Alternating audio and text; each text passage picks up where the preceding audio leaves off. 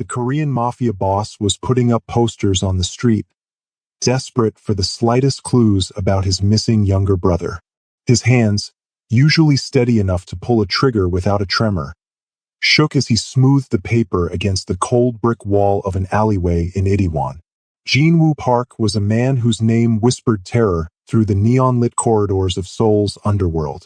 Yet here, in the biting November wind, he looked like nothing more than a fractured soul searching for the only piece of his humanity that remained. He pressed the tape down with unnecessary force, his knuckles white against the dampness of the wall. Beside him, his lieutenant Taemin held a stack of 3,000 more flyers, each bearing the photograph of a young man with gentle eyes and an uncertain smile. Minho Park, 23 years old, had vanished 18 days ago from the small bookshop he ran in Hongdae, the one place their father's money had never touched, the one dream Jinwoo had protected from the darkness of their family business. If you're ready for a story about family, betrayal, and the moment a monster discovers his own heart, hit that subscribe button right now. This story will break you in ways you never expected. It had been 18 agonizing days since Minho disappeared, leaving behind only an overturned chair and a cup of tea gone cold. The police had offered nothing but bureaucratic indifference, filing reports that would gather dust in forgotten cabinets. Jinwoo's own vast network of informants, the eyes and ears that stretched across every district of Seoul, had come up empty. It was as if Minho had simply ceased to exist, swallowed by the city that Jinwoo thought he controlled. The weight in his chest was suffocating, a mixture of rage and a hollow, gnawing grief that he had never allowed himself to feel before. He looked at the face on the poster, the younger brother he had raised after their parents died in a house fire 20 years ago. Minho had been only 3 years old then, small enough to carry, light enough to save. Jinwoo had been 13, already hard enough to drag them both out of the flames, already cold enough to survive what came after. "We will find him, boss," Taemin whispered, though the uncertainty in his voice betrayed him. The words had become a mantra over the past 18 days, repeated so often they had lost all meaning. Jinwoo didn't respond. He simply grabbed another poster, his eyes scanning the indifferent crowd passing by on the rain-slicked street. Every face was a stranger, every shadow a potential threat, and every second that ticked by felt like a physical blow to his ribs.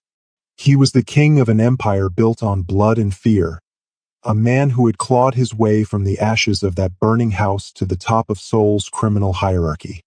He owned politicians, controlled shipping routes, and commanded the loyalty of 300 men who would die at his word. Yet he was powerless to find the one person who gave his life meaning, the one person he had sworn to protect above all else. The rain began to fall harder, a cold assault that threatened to turn the paper in his hands to pulp, mirroring the disintegration of his hope. He stared at the empty street, the flickering neon signs casting long, distorted shadows that seemed to mock his desperation. Jinwoo had built his empire on the principle that everything could be taken, everything could be controlled, everything had a price. But the universe was teaching him a cruel lesson in the currency of helplessness. He was a man who took what he wanted, who commanded legions, who made problems disappear with a phone call. But tonight, standing in the rain with soggy posters in his scarred hands, he was just a brother lost in a world that had suddenly become much too large and much too quiet. The bell above the small cafe door chimed with a bright, cheerful ring as Jinwoo stepped inside, seeking a moment of shelter from the downpour that had turned Seoul's streets into rivers. The warmth hit him immediately, along with the smell of fresh coffee and cinnamon pastries, a stark contrast to the sterile luxury of his penthouse in Gangnam. The cafe was small, wedged between a vinyl record shop and a vintage clothing store, the kind of place that attracted university students and artists, people whose lives were blessedly uncomplicated by the weight of violence. Behind the counter stood a young woman arranging cups with practiced efficiency. Her rich brown skin glowed under the warm pendant lights, and her natural hair was pulled back into a ponytail that swayed as she moved. She wore a simple black apron over a cream-colored sweater, and when she looked up at the sound of the bell, her eyes were the warmest brown Jean Wu had ever seen. This was Keisha Thompson, 28 years old, an English teacher from Atlanta who had come to Seoul 3 years ago to escape the suffocating grief of losing her younger sister to gun violence. She had needed to be somewhere where nothing reminded her of Jasmine's laugh, where the streets didn't echo with the ghost of a girl who would never grow up. Seoul had been random, a pin dropped on a map, but it had become home in the way that broken people sometimes find sanctuary in the unfamiliar. She taught at a private language academy during the week and worked at this cafe on weekends, saving money with no particular goal except the vague notion that someday she might feel whole enough to return to a life that made sense. Keisha looked up as the drenched man entered, and her breath caught slightly. He was tall, powerfully built, wearing an expensive black coat that was soaked through. But it wasn't his appearance that stopped her. It was the look in his eyes, a desperation so profound it seemed to pull all the light from the room. In his hand, he clutched a crumpled, rain-damaged poster. She recognized that look. She had worn it herself for months after Jasmine died. That expression of someone searching for something they would never find. Her heart did a strange, painful twist in her chest as she watched him stand there, water dripping onto the worn wooden floor, his eyes scanning the cafe as if he didn't quite know where he was. Keisha's gaze fell to the poster in his hand, and the world tilted sideways. She had seen that face every single day for the past 2 weeks. She had made that face breakfast this morning, scrambled eggs with too much pepper the way he liked them. She had listened to that face read poetry out loud in Korean while she corrected English essays at her small kitchen table. That face was currently in her apartment 3 blocks away, probably reading one of the philosophy books he loved, wrapped in the oversized blanket she had given him because he was always cold. She froze, the coffee cup in her hand hovering in midair. Her heart began to hammer against her ribs, a frantic rhythm that made her breath hitch. She looked at the man more carefully now, noticing the hardness in his jaw, the profound exhaustion etched into the corners of his eyes, the way his free hand was clenched into a fist so tight his knuckles had gone white. He didn't look like a customer. He looked like a man standing on the edge of a precipice, one breath away from falling into an abyss that would swallow him whole.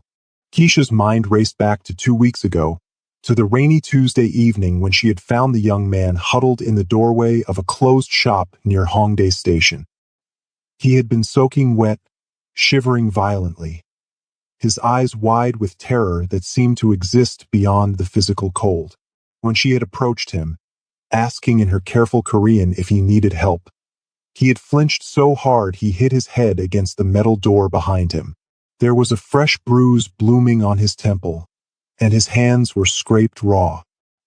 He had looked at her with the eyes of a frightened animal, unable or unwilling to speak.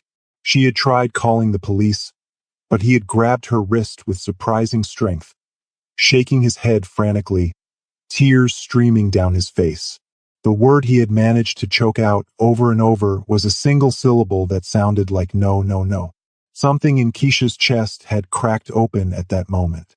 She saw Jasmine in his terrified eyes, saw every lost and frightened person she had failed to save, including herself. So she had made a choice that defied all logic and self-preservation. She had taken off her coat and wrapped it around his shoulders. She had helped him stand on shaking legs. And she had brought him home to her tiny apartment, this stranger who couldn't or wouldn't tell her his name. For the first 3 days, he had barely spoken, jumping at every sound, refusing to go near the windows. He slept curled in a ball on her couch, whimpering in his sleep. Keisha had called in sick to work, spending her days coaxing him to eat, to drink water, to believe that he was safe. Gradually, painfully, he had begun to emerge from his shell of trauma. His name was Minho, he had finally whispered on the 4th day. He loved books and hated violence and had dreams of opening a bookshop that sold only poetry. He had a brother, But he couldn't talk about his brother. His face would close up and terror would flood back into his eyes whenever the subject arose. Keisha had learned not to push, had learned to let him exist in the small safe bubble of her apartment where the past couldn't reach him. Over the past 2 weeks, she had watched him slowly come back to life. He had started smiling, had started reading to her from Korean poetry collections, translating the beautiful, mournful verses into halting English. He had told her about his bookshop, about the customers who came looking for solace between pages, about the life he was building that was gentle and kind. And now, standing behind the counter of this cafe, Keisha understood with a sickening clarity that the man in front of her, this desperate, dangerous-looking man with a poster bearing Minho's face, was the brother. The brother that Minho was terrified of. The brother that had driven him into the rain-soaked night, bruised and broken and unable to speak. Every protective instinct in Keisha's body screamed at her to stay silent, to let this man leave, to protect the frightened young man who had become something like family to her. But she looked at the poster again, at the anguish carved into this stranger's face, and she saw something that gave her pause. This wasn't the face of someone who had hurt Minho. This was the face of someone who was being destroyed by his absence. Keisha set down the coffee cup, her hands trembling slightly. She stepped around the counter, her voice coming out softer than she intended, barely audible over the jazz music playing from the cafe speakers. "Sir," she began, her eyes locking onto his. "That young man, I know where he is." The words hung in the air between them like a held breath. Jinwoo spun around so fast that Taemin, who had been standing by the door, instinctively reached for the weapon concealed beneath his jacket. The world seemed to stop. The hiss of the espresso machine and the murmur of the other cafe patrons fading into a dull roar in Jinwoo's ears. He stared at this woman, this stranger with kind eyes and an American accent, trying to process the words she had just spoken. "What did you say?" His voice came out as a rough whisper, barely controlled. "Tell me again. Where is my brother?" The desperation in his tone was so raw, so completely stripped of the commanding authority he usually wielded, that several customers turned to look. Keisha saw the tears gathering in his eyes, saw the mask of the dangerous man beginning to crumble to reveal something much more vulnerable underneath. "He's safe," Keisha said quietly, her hands coming up in a calming gesture. "He's been staying with me for 2 weeks. I found him near Hongdae Station. He was hurt and scared." And she paused, choosing her words carefully. "He couldn't tell me what happened. But I couldn't just leave him there. I took him home." Jinwoo's knees nearly buckled. He reached out, gripping the edge of a nearby table to steady himself, his breath coming in sharp, painful gasps. Taemin moved closer, concerned, but Jinwoo waved him away with a shaking hand. The relief that flooded through him was so intense it was almost painful, a physical wave that threatened to drown him. For 18 days, he had imagined every horrible possibility. Minho dead in a ditch, Minho tortured by rivals, Minho sold into some nightmare that Jinwoo's own dark imagination could conjure. But he was safe. He was with this woman who smelled like coffee and kindness, who had taken in a terrified stranger and asked for nothing in return. "Take me to him," Jinwoo said, and it wasn't a command despite his attempt to make it sound like one. It was a plea, desperate and broken. "Please, right now." Keisha hesitated, studying his face. She saw the same desperate love there that she had felt for Jasmine, the kind of love that would burn the world down to keep someone safe. But she also saw something else, something harder and more dangerous lurking beneath the surface. "Minho is very fragile right now," Keisha said carefully. "Whatever happened to him, it left him traumatized.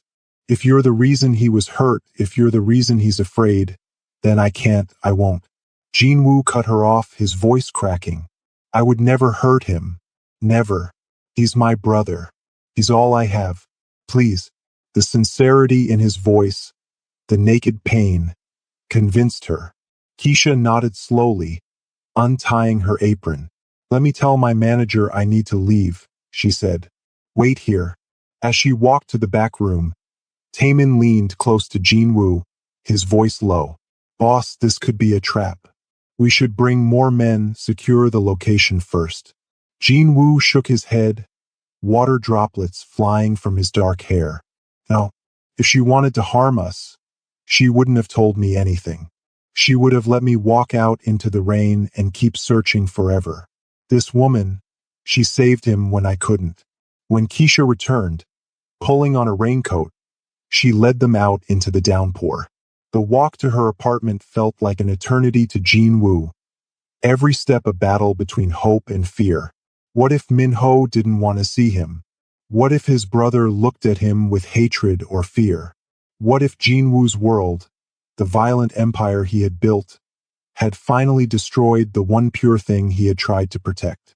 They walked through narrow streets, past convenience stores and late-night restaurants, the neon signs reflecting in puddles that had become small lakes. Keisha led them to an older building, the kind that had been built in the 70s and showed its age in every crack in the concrete. She climbed the stairs to the third floor, Jinwoo and Taemin following in tense silence.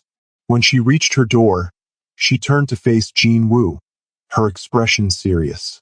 He's been through something terrible, Keisha said quietly. Please be gentle. Don't push him to talk about what he's not ready to share. Jinwoo nodded, his throat too tight for words.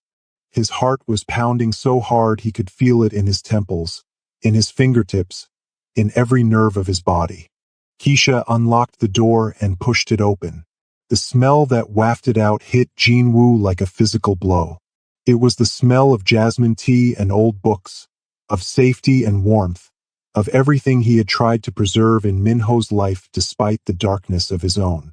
The apartment was small and cluttered in a comfortable way, with bookshelves lining the walls and plants on every available surface. And there, sitting cross-legged on a worn couch with a book open in his lap, was Minho. He looked up at the sound of the door, a smile starting to form for Keisha, and then he saw his brother. The book slipped from his hands, falling to the floor with a soft thud. His face went through a series of expressions so quickly they blurred together: surprise, fear, confusion, and then something that looked almost like relief before the fear came rushing back. Hyung, Minho whispered, the formal term for older brother barely audible. Jinwoo felt his knees give out. He hit the floor hard, not caring about the pain, not caring about anything except the fact that his brother was alive and whole and right there in front of him. Minho, he choked out, the name a jagged piece of glass in his throat. I thought I couldn't find you, I've been. The words dissolved into sobs that shook his entire frame. Jinwoo Park, the man who had killed his first person at 16, who had built an empire on fear and blood, who had never shown weakness in front of anyone, wept like a child. Minho sat frozen on the couch, his own eyes filling with tears. He looked at Keisha, who was standing by the door with her hand over her mouth, her own face wet with tears. Then he looked back at his brother, at this man who had raised him and protected him and loved him with a fierceness that had sometimes felt suffocating, and something in his chest cracked open. Minho slid off the couch and moved toward his brother slowly, as if approaching a wounded animal. When he was close enough, he reached out a hesitant hand and touched Jinwoo's shoulder. Hyung, Minho said again, his voice stronger this time. I'm okay. I'm safe. Jinwoo looked up, his face ravaged by tears, and pulled his brother into a crushing embrace. He buried his face in Minho's shoulder, breathing in the familiar scent of him, the proof that he was real and alive. I'm sorry, Jinwoo whispered against his brother's shirt. I'm so sorry. I couldn't protect you. I failed you. If you're feeling this moment right in your chest, smash that like button. Because what happens next is going to shatter everything you think you know about this story. Minho pulled back slightly, his hands gripping his brother's shoulders. You didn't fail me, Hyung. You never failed me. Jin Woo shook his head violently. You disappeared. Someone took you, someone hurt you. He gestured to the fading bruise on Minho's temple. I will find them. I will make them pay for every second of fear you felt. I will burn down every building in Seoul until I find who did this to you. The violence in Jin Woo's voice made Keisha take an involuntary step back, reminded suddenly of the dangerous world this man inhabited. But Minho didn't flinch. He looked at his brother with an expression that was infinitely sad and infinitely tired. Hyung, Minho said quietly, nobody took me. I ran away. The words landed like a physical blow. Jin Woo stared at his brother, unable to process what he had just heard. What? No, you couldn't have. You were hurt, you were terrified. Minho nodded slowly. I was terrified, but not because someone kidnapped me. I was terrified because I heard something I wasn't supposed to hear. Something about you. Jin Woo's blood ran cold. What did you hear? Minho looked down at his hands, his voice dropping to barely a whisper. I was at the bookshop closing up for the night. You remember Director Sung? Your business partner? The man you've worked with for 5 years? Jin Woo nodded, a terrible suspicion beginning to form in his gut. Director Sung came to my shop that night. He didn't know I was still there. I was in the back room doing inventory. He was on the phone, and he was speaking to someone about you. Minho's hands were shaking now, the memory clearly painful. He said that you had become a liability, that your protection of me made you weak, made you vulnerable. He said that the organization would be stronger without you, that once you were eliminated, he could take control and expand the operations without your moral limitations. The room seemed to tilt. Jin Woo felt like the floor had opened beneath him. Director Sung, the man he had trusted with his life, the man who had stood beside him for 5 years as they built their empire, was planning to kill him. But that's not the worst part, Minho continued, his voice breaking. He said the best way to destroy you was to make it look like I had been killed by a rival gang. He said that once you believed I was dead, you would be so consumed by rage that you would make mistakes. You would start a war that would give him the excuse to have you eliminated by your own people, claiming you had become reckless and dangerous. Jin Woo couldn't breathe. The betrayal was so enormous, so complete, that it felt like his chest was being crushed.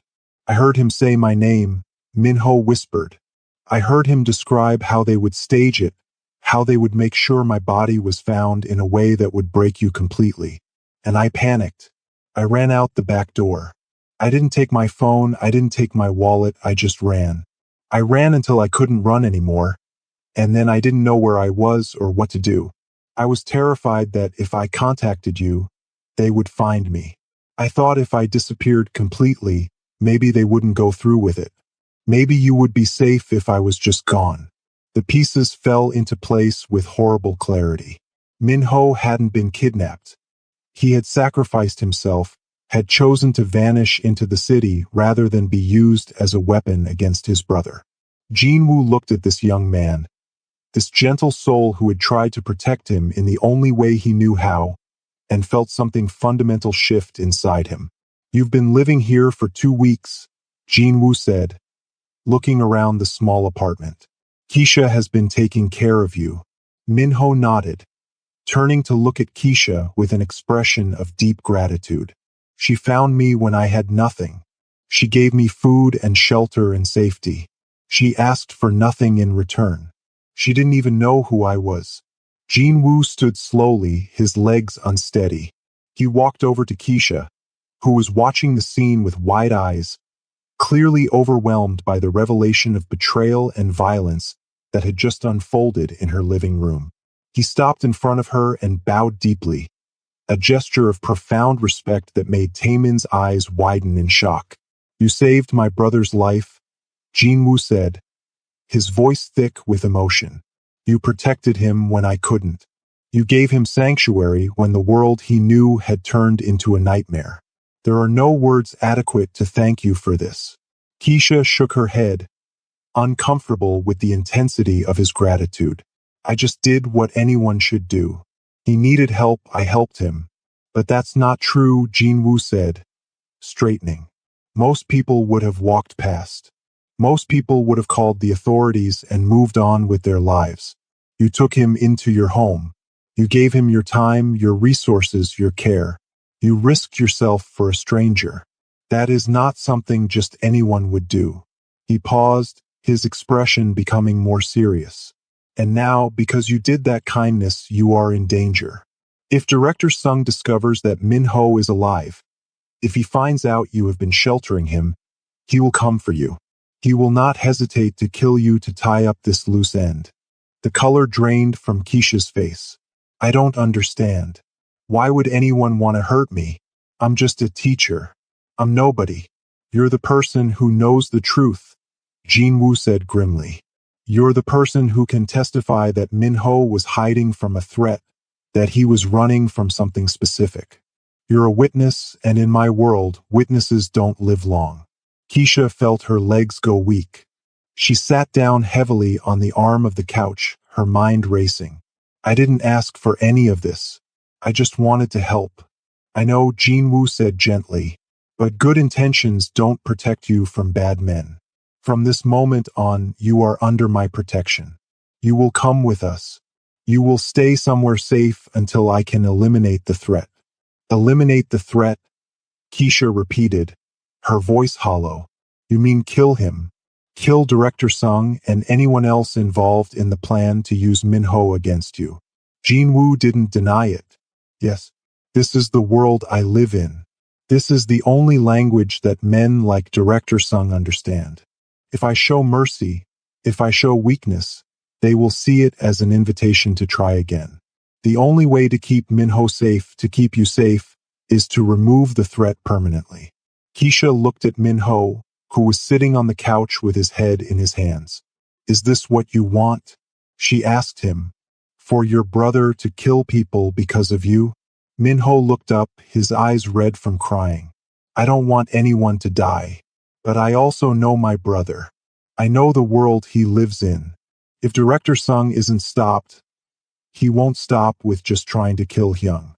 He'll keep going until he has eliminated everyone who might threaten his control, including me, including you now. I hate it, but I understand it. Keisha felt like she was standing at a crossroads, looking down two paths that both led to darkness. On one side, she could refuse Jinwoo's protection,